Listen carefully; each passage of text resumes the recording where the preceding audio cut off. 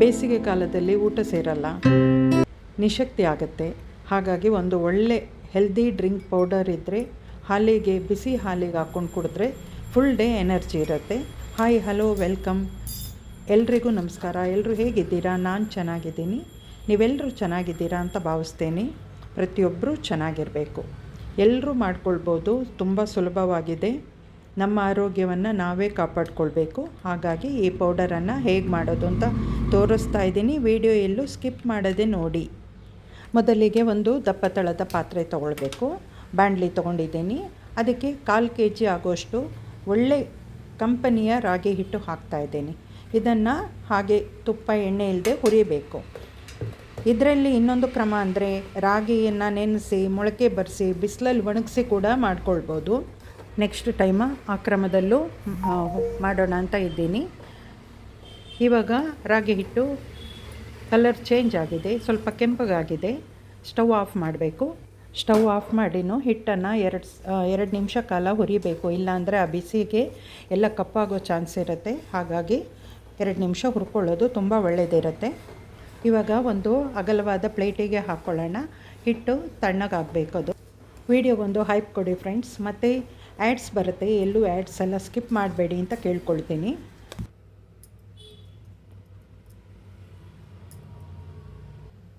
ರಾಗಿ ಹಿಟ್ಟನ್ನು ಹರಡಿಟ್ರೆ ಬೇಗನೆ ತಣ್ಣಗಾಗುತ್ತೆ.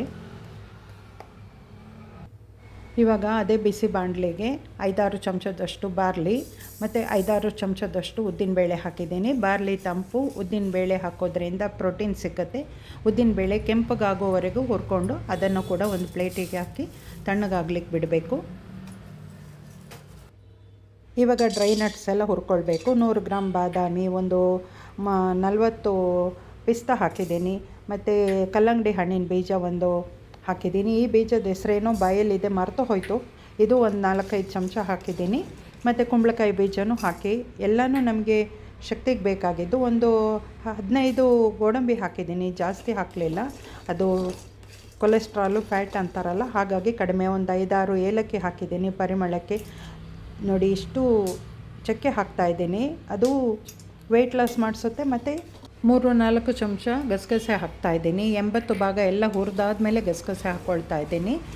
ಮತ್ತು ನಮಗೆ ಜೀರ್ಣಕ್ಕೆ ಮತ್ತು ಪರಿಮಳಕ್ಕೆ ಅಂತೇಳಿ ಸೋಂಪು ಒಂದು 3-4 ಚಮಚ ಹಾಕಿದ್ದೀನಿ. ಎಲ್ಲ ಚೆನ್ನಾಗಿ ಹುರಿದಾಯಿತು ಒಂದು ತಟ್ಟೆಗೆ. ಅದು ಕೂಡ ತಣ್ಣಗಾಗಬೇಕು.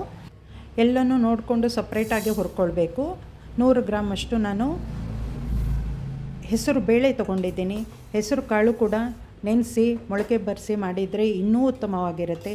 ನಾನು ಹಾಗೆ ಮಾಡಲಿಲ್ಲ, ಅದು ಕೂಡ ನೆಕ್ಸ್ಟ್ ಟೈಮ್ ಮಾಡೋಣ ಅಂತ ಇದ್ದೀನಿ. ಇವಾಗ ಹೆಸರು ಬೇಳೆ ಕೆಂಪಾಗಿದೆ, ಕೆಂಪಾಗುವಷ್ಟು ಹುರ್ಕೊಳ್ಬೇಕು. ಬಾಣಲೆ ಬಿಸಿ ಇರೋದ್ರಿಂದ ಸ್ಟವ್ ಆಫ್ ಮಾಡಿನೂ ಸ್ವಲ್ಪ ಹುರಿದು ಆನಂತರ ತಟ್ಟೆಗೆ ತಣ್ಣಗಾಗಲಿಕ್ಕೆ ಹಾಕ್ತಾಯಿದ್ದೀನಿ. ಇದೆಲ್ಲವನ್ನು ಸಪ್ರೇಟಾಗಿ ಹುರಿದು ಅದನ್ನ ಪುಡಿ ಮಾಡಿ ಜರಡೆ ಮಾಡಿ ಬಾಟ್ಲಿಗೆ ತುಂಬಲಿಕ್ಕೆ ಕನಿಷ್ಠ ಪಕ್ಷ ಅಂದರೂ 1 ಗಂಟೆ ಕಾಲ ಬೇಕಾಗತ್ತೆ. ವಿಡಿಯೋ ನೋಡ್ತಿರೋರು ನೀವು ಕೂಡ ಈ ರೀತಿಯಲ್ಲಿ ಮಾಡ್ಕೊಳ್ಳಿ. ಬೇಸಿಗೆ ಕಾಲಕ್ಕೆ, ಯಾವ ಕಾಲಕ್ಕಾದರೂ ಇದು ಇದ್ದರೆ ತುಂಬ ಒಳ್ಳೆಯದು. ಚಿಕ್ಕ ಮಕ್ಕಳಿಂದ ದೊಡ್ಡವರು ಕೂಡ ಆರಾಮಾಗಿ ಕುಡಿಬೋದು. ಒಳ್ಳೆ ಕಲ್ಸಕ್ಕರೆ ಒಂದು 50 ಗ್ರಾಮ್ ತೊಗೊಂಡಿದ್ದೀನಿ. ಅದನ್ನು ಕುಟಾಣಿಯಲ್ಲಿ ಫಸ್ಟು ಕುಟ್ಕೊಂಡಿದ್ದೀನಿ, ದಪ್ಪ ದಪ್ಪ ಇರುತ್ತಲ್ಲ. ಇವಾಗೆಲ್ಲ ಪುಡಿ ಮಾಡ್ಕೊಳ್ಳೋಣ. ಹೆಸರು ಬೇಳೆ ಮತ್ತು ಏನೇನು ಪುಡಿ ಮಾಡ್ಕೊಳ್ಳೋಕ್ಕೆ ಸಾಧ್ಯನೋ ಎಲ್ಲ ಹಾಕ್ಕೊಂಡು ಪುಡಿ ಮಾಡ್ಕೊಳ್ಬೋದು. ಹೆಸರು ಬೇಳೆ ಮತ್ತು ಉದ್ದಿನ ಬೇಳೆ, ಬಾರ್ಲಿ ಇದೆಯಲ್ವ, ಇದಿಷ್ಟನ್ನು ಪುಡಿ ಮಾಡ್ಕೊಳ್ತೀನಿ. ಇವಾಗ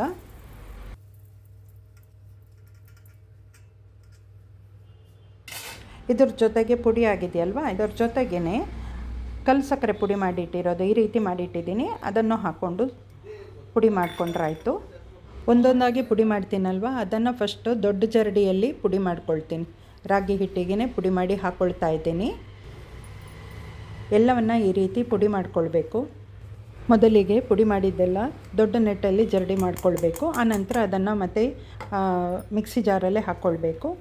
ಇವಾಗ ನಾವು ಡ್ರೈ ನಟ್ಸ್ ಇದೆಯಲ್ಲ, ಅದನ್ನು ಕೂಡ ಪೌಡ್ರ್ ಮಾಡ್ಕೊಳ್ಬೇಕು. ಡ್ರೈ ನಟ್ಸನ್ನು ಜಾಸ್ತಿ ಮಿಕ್ಸಿಯಲ್ಲಿ ತಿರುಗಿಸ್ಬಾರ್ದು. ಮಿಕ್ಸಿ ಹೀಟಾಗಿ ಡ್ರೈ ನಟ್ಸ್ ಎಲ್ಲ ಎಣ್ಣೆ ಬಿಟ್ಕೊಳ್ಳುತ್ತೆ. ಹಾಗಾಗಿ ಸ್ವಲ್ಪನೇ ನೋಡಿಕೊಂಡು 2 ನಿಮಿಷಕ್ಕೊಂದು ಸರ್ತಿ ಡ್ರೈ ನಟ್ಸನ್ನು ಪುಡಿ ಮಾಡಬೇಕು. ಆದಷ್ಟು ಎಲ್ಲ ಥರದ ಡ್ರೈ ನಟ್ಸು ಹಾಕಿದ್ದೀನಿ. ಅದರಲ್ಲಿ ಗೋಡಂಬಿ ಮಾತ್ರ ಸ್ವಲ್ಪ ಕಡಿಮೆ ಹಾಕಿದ್ದೀನಿ, ಬಾದಾಮಿ ಜಾಸ್ತಿ ಇದೆ. ಇದೆಲ್ಲದರ ಮಹತ್ವದ ಗುಣ ಎಲ್ರಿಗೂ ಗೊತ್ತಿರುತ್ತೆ, ಹಾಗಾಗಿ ಹೇಳಬೇಕಾಗಿಲ್ಲ. ಪ್ರತಿಯೊಬ್ಬರು ಇವಾಗ ಗೂಗಲ್ ಸರ್ಚ್ ಮಾಡ್ತಾ ಇರ್ತಾರೆ. ಇವಾಗ ನೋಡಿ ಸಣ್ಣ ನೆಟ್ ಇದೆಯಲ್ಲ, ಅದರಲ್ಲಿ ಇವಾಗ ಎಲ್ಲವನ್ನು ಹಿಟ್ಟನ್ನು ಜರಡಿ ಮಾಡ್ಕೊಳ್ತಾ ಇದ್ದೀನಿ. ರಾಗಿ ಹಿಟ್ಟು, ಉದ್ದಿನಬೇಳೆ ಮತ್ತು ಹೆಸರುಬೇಳೆ ಎಲ್ಲವನ್ನು ಚೆನ್ನಾಗಿ ಹುರಿದಿರೋದ್ರಿಂದ ನಾವು ಇದನ್ನು ಕುದಿಸ್ಬೇಕು ಅಂತ ಇಲ್ಲ. ಬಿಸಿ ಹಾಲಿಗೆ ಹಾಕ್ಕೊಂಡು ಡೈರೆಕ್ಟಾಗಿ ಕುಡಿಬೋದು. ಮತ್ತು ಹೆಚ್ಚಿಗೆ ಸಕ್ಕರೆ ಎಲ್ಲ ಹಾಕಬೇಕು ಅಂತ ಇಲ್ಲ ಇದಕ್ಕೆ, ಯಾಕೆಂದರೆ ಕಲ್ಲು ಸಕ್ಕರೆ ಸೇರಿಸಿದ್ದೀನಿ. 1 ಲೋಟ ಬಿಸಿ ಹಾಲಿಗೆ 2 ಅಥವಾ 2.5 ಚಮಚ ಈ ಪೌಡ್ರನ್ನು ಹಾಕ್ಕೊಂಡು ಚೆನ್ನಾಗಿ ಮಿಕ್ಸ್ ಮಾಡಿ ಕುಡಿದ್ರೆ ಸಾಕಾಗುತ್ತೆ. ಎನರ್ಜಿ ಸಿಗುತ್ತೆ ನಮಗೆ. ಆಮೇಲೆ ಬೇಕಂದರೆ ಟಿಫನ್ ತಿನ್ಬೋದು. ಚಿಕ್ಕ ಮಕ್ಕಳಿಂದ ದೊಡ್ಡವರು, ವಯಸ್ಸಾದವರು ಎಲ್ಲರೂ ಈ ಪುಡಿಯನ್ನು ಯೂಸ್ ಮಾಡ್ಬೋದು. ಯಾವ ತೊಂದರೆನೂ ಇಲ್ಲ. ಜೀರ್ಣನೂ ಚೆನ್ನಾಗಾಗುತ್ತೆ. ಹಿಟ್ಟು ಜರಡಿ ಮಾಡಿ ತರಿ ಉಳಿದಿರುತ್ತಲ್ಲ, ಅದನ್ನು ಮತ್ತೊಂದು ಸರಿ ಮಿಕ್ಸಿ ಜಾರಿಗೆ ಹಾಕಿ ಚೆನ್ನಾಗಿ ಪುಡಿ ಮಾಡಿಕೊಂಡು ಅದನ್ನು ಕೂಡ ಜರಡಿ ಹಿಡ್ಕೊಳ್ಬೇಕು, ವೇಸ್ಟ್ ಮಾಡಬಾರ್ದು. ಇವಾಗ ಹಿಟ್ಟೆಲ್ಲ 2 ಸರ್ತಿ ಜರಡಿ ಮಾಡಿ ಎಲ್ಲ ಹಿಟ್ಟು ರೆಡಿ ಆಗಿದೆ. ಒಳ್ಳೆ ಪೌಡ್ರ್ ಸಿಕ್ಕಿದೆ. ಇವಾಗ ಡ್ರೈ ನಟ್ಸ್ ಇದೆಯಲ್ಲ, ಅದನ್ನು ಪುಡಿ ಮಾಡಿಕೊಳ್ಬೇಕು. ಡ್ರೈ ನಟ್ಸನ್ನು ಪುಡಿ ಮಾಡಿಕೊಳ್ಬೇಕು. ಅದಕ್ಕೆ ಮುಂಚೆ ಅದು ಚೆನ್ನಾಗಿ ತಣ್ಣಗಾಗಿರಬೇಕು, ಇಲ್ಲಾಂದರೆ ಬೇಗನೆ ಎಣ್ಣೆ ಬಿಟ್ಕೊಳ್ಳೋ ಚಾನ್ಸ್ ಇರುತ್ತೆ. ಇವಾಗ ದೊಡ್ಡ ನೆಟ್ಟಲ್ಲಿ 1 ಸರ್ತಿ ಜರಡಿ ಮಾಡ್ಕೊಳ್ತೀನಿ. ಡ್ರೈ ನಟ್ಸ್ ಎಲ್ಲ ಪುಡಿ ದೊಡ್ಡದಾಗಿ ಸಿಗುತ್ತೆ. ಆನಂತರ ಇನ್ನೊಂದು ಸರ್ತಿ ಪುಡಿ ಮಾಡಿಕೊಳ್ಬೇಕು. ಬೇಳೆಗಳು ಜರಡಿ ಮಾಡಿದ್ದು ತರಿ ಇರುತ್ತೆ, ಆಮೇಲೆ ಡ್ರೈ ನಟ್ಸದ್ದು ದೊಡ್ಡದಾಗಿರೋ ತರಿ ಇರುತ್ತೆ. ಇದನ್ನೆಲ್ಲ ಮತ್ತೆ ಪೌಡ್ರ್ ಮಾಡಿಕೊಂಡು ನಂತರ ಜರಡಿ ಮಾಡ್ಕೊಳ್ಬೇಕು. ಯಾವುದನ್ನೂ ವೇಸ್ಟ್ ಮಾಡಬಾರ್ದು. ಡ್ರೈ ನಟ್ಸ್ ಎಲ್ಲ ಕಾಸ್ಟ್ಲಿ ಇರುತ್ತೆ, ಹಾಗಾಗಿ ಸ್ವಲ್ಪ ಟೈಮ್ ಆದರೂ ಪರವಾಗಿಲ್ಲ, ನೀಟಾಗಿ ಒಂದು ಕೆಲಸನ ಮುಗಿಸ್ಬೇಕು ಅಂತ ಮಾಡ್ತಾಯಿದ್ದೀನಿ.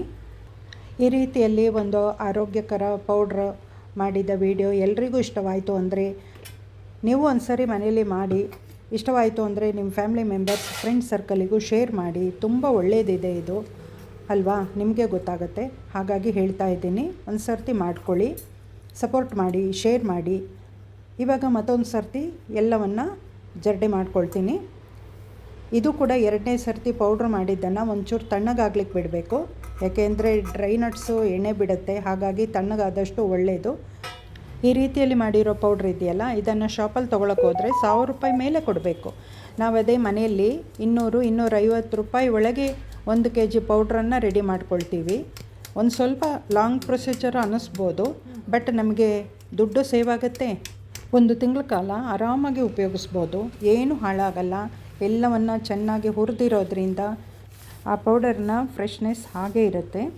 ಈ ರೀತಿಯಲ್ಲಿ ಮಾಡಿರೋ ಆರೋಗ್ಯಕರ ಪೌಡರ್ ವಿಡಿಯೋ ನೋಡೋರಿಗೆಲ್ರಿಗೂ ಇಷ್ಟವಾಯಿತು ಅಂತ ಭಾವಿಸ್ತೀನಿ. ಒಂದು ಹೈಪ್ ಕೊಡೋದು, ಲೈಕ್ ಕೊಡೋದು ಮರಿಬೇಡಿ.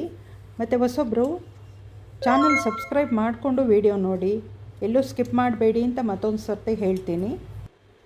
ಬೆಲ್ ಐಕಾನ್ ಪ್ರೆಸ್ ಮಾಡೋದು ಮರಿಬೇಡಿ, ನೋಟಿಫಿಕೇಷನ್ ಬರುತ್ತೆ ನಿಮಗೆ. ಆವಾಗ ಮೊದಲು ನನ್ನ ವೀಡಿಯೋಸ್ ಎಲ್ಲ ನೋಡಬಹುದು. ಹೇಗೆ ಸಿಂಪಲ್ಲಾಗಿ ಮಾಡ್ತೀನಿ ಅಂತ ನಿಮಗೆ ಗೊತ್ತಾಗುತ್ತೆ. ಈಸಿಯಾಗಿರುತ್ತೆ, ರುಚಿಯಾಗೂ ಇರುತ್ತೆ. ಈ ರೀತಿಯಲ್ಲಿ ಮಾಡಿದ ಹೆಲ್ತ್ ಪೌಡ್ರು ವಿಡಿಯೋ ನೋಡೋರಿಗೆ ಹೇಗೆ ಅನ್ನಿಸ್ತು ಅಂತ ಕಮೆಂಟ್ ಸೆಕ್ಷನ್ನಿನಲ್ಲಿ ಕಮೆಂಟ್ ಹಾಕೋದನ್ನು ಮರಿಬೇಡಿ. ಕಮೆಂಟ್ ಹಾಕಿ, ನಿಮ್ಮ ಕಮೆಂಟ್ ಓದೋದಕ್ಕೇ ಇಷ್ಟಪಡ್ತೀನಿ. ಇವಾಗ ಬೇಸಿಗೆ ಅಲ್ವಾ, ತುಂಬ ದಿನದಿಂದ ಯೋಚನೆ ಮಾಡ್ತಾ ಇದ್ದೆ ಈ ಪೌಡ್ರ್ ಮಾಡ್ಕೊಳ್ಬೇಕು ಅಂತ. ನೆನ್ನೆ ಕಾಲ ಕೂಡ ಬಂತು, ಮಾಡಿದ್ದೀನಿ.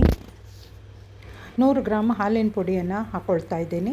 ಹಾಲಿನ ಪುಡಿ ಬೇಕಂದರೆ ಹಾಕ್ಕೊಳ್ಬೋದು, ಬೇಡ ಅಂದರೆ ಸ್ಕಿಪ್ಪು ಮಾಡ್ಬೋದು, ಆಪ್ಷನಲ್ ಇದು. ನಾನು ಹಾಕಿದ್ದೀನಿ.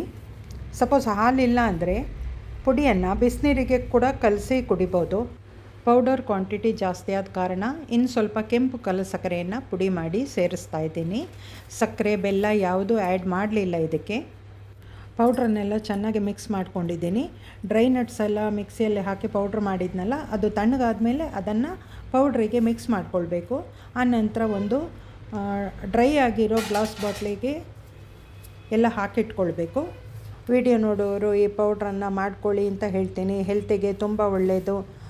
ವಿಡಿಯೋ ನೋಡೋರಿಗೆಲ್ಲ ಧನ್ಯವಾದ ಹೇಳ್ತಾ, ಒಂದು ಲೈಕ್ ಕೊಡೋದು, ಸಬ್ಸ್ಕ್ರೈಬ್ ಮಾಡೋದು ಎಲ್ಲ ಮರಿಬೇಡಿ, ಹೈಪ್ ಕೊಡೋದು ಮರಿಬೇಡಿ. ಪಾಯಿಂಟ್ಸ್ ಸಿಗುತ್ತೆ. ಮತ್ತು ವಿಡಿಯೋ ನೋಡೋರು ಎಲ್ಲೂ ವಿಡಿಯೋ ಸ್ಕಿಪ್ ಮಾಡಬೇಡಿ, ಆ್ಯಡ್ಸ್ ಬರುತ್ತೆ, ಅದು ಕೂಡ ನೋಡಿ ಅಂತ ಕೇಳ್ಕೊಳ್ತಿದ್ದೀನಿ. ಸಪೋರ್ಟ್ ಮಾಡಿ, ಶೇರ್ ಮಾಡಿ. ಮತ್ತು ಮುಂದಿನ ವಿಡಿಯೋದಲ್ಲಿ ಸಿಗೋಣ. Thank you.